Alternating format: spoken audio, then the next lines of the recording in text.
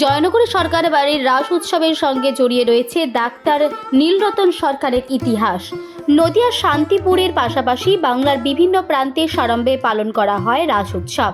বাংলার বিভিন্ন জায়গায় রাস উৎসবের সুখ্যাতি রয়েছে জেলা ছাড়িয়ে রাজ্যের বিভিন্ন প্রান্তে। তেমনি জয়নগর উত্তরপাড়ার সরকার বাড়ির রাস উৎসবের সুখ্যাতি অর্জন করেছে এক পৃথক কারণে।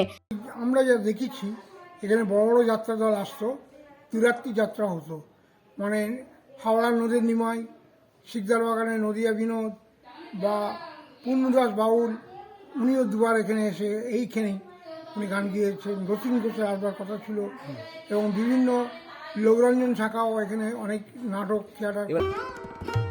দক্ষিণ চব্বিশ পরগনার জয়নগর এলাকায় সরকার বাড়ির রাস উৎসবের সঙ্গে জড়িয়ে রয়েছে ডাক্তার নীলরতন সরকারের নাম। আজ থেকে প্রায় আনুমানিক 200 বছর আগে জয়নগর উত্তরপাড়ার সরকার বাড়িতে জাঁকজমকের সঙ্গে পালন করা হতো দুর্গা উৎসব। দুর্গা উৎসবের পাশাপাশি জয়নগর এলাকার সরকার বাড়ি পরিবারের সদস্যরা উৎসবের আমেজকে ধরে রাখতে পালন করত রাস উৎসব।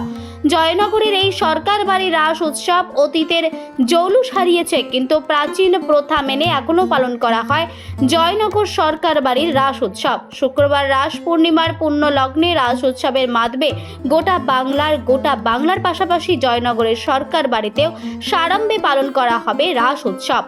ফিকে হয়ে যাচ্ছে, আগের চেয়ে অনেক, তখন বাড়িতে প্রচুর লোক ছিল। আচ্ছা। আর মানে এটা তো ভীষণ জাঁকজমক করে হতো। এই অনুষ্ঠানগুলোতে সবাই আমরা একত্র হই। আচ্ছা। হ্যাঁ, সব এই পুজোতেও যেমন হয় তেমন মানে দুর্গাপুজোতেও এক জায়গায় হন, আবার হচ্ছে রাসের সময় এক জায়গায় হন।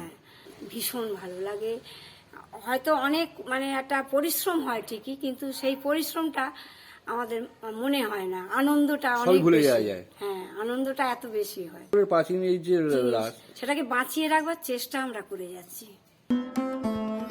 কথিত রয়েছে আজ থেকে আনুমানিক প্রায় 200 বছর আগে দক্ষিণ চব্বিশ পরগনার জয়নগর এলাকায় স্বর্গীয় গোপালচন্দ্র সরকারের হাত ধরেই জয়নগরের সরকার বাড়িতে রাস উৎসবের শুভ সূচনা হয়। গোপালচন্দ্র সরকার, স্বর্গীয় গোপালচন্দ্র সরকার, তার পুত্র সতীশচন্দ্র সরকার, তারাই এটা প্রতিষ্ঠা করেন এবং ছোট যারা ঠাকুর তৈরি করতো তারা বাড়িতে থাকতো, খাওয়া দাওয়া করতো এবং তৈরি করতো। এখন বর্তমান যারা এটা চালিয়ে যাওয়া হচ্ছে বটে, স্থানীয় পুরো সেই তৈরি করছে এই পুতুলগুলো।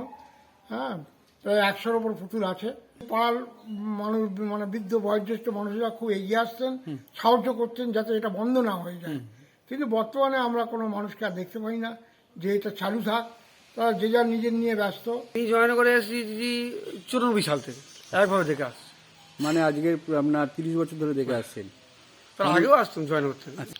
এটা আরো ভালো মানে সব মানে পরিচালনা করুক, সকল মিলে এগিয়ে আসুক, একটা জিনিস আর ভালো দেখতে লাগুক, প্রাচীন লোক সংস্কৃতিকে ফিরে আসুক, সেটাই চাই।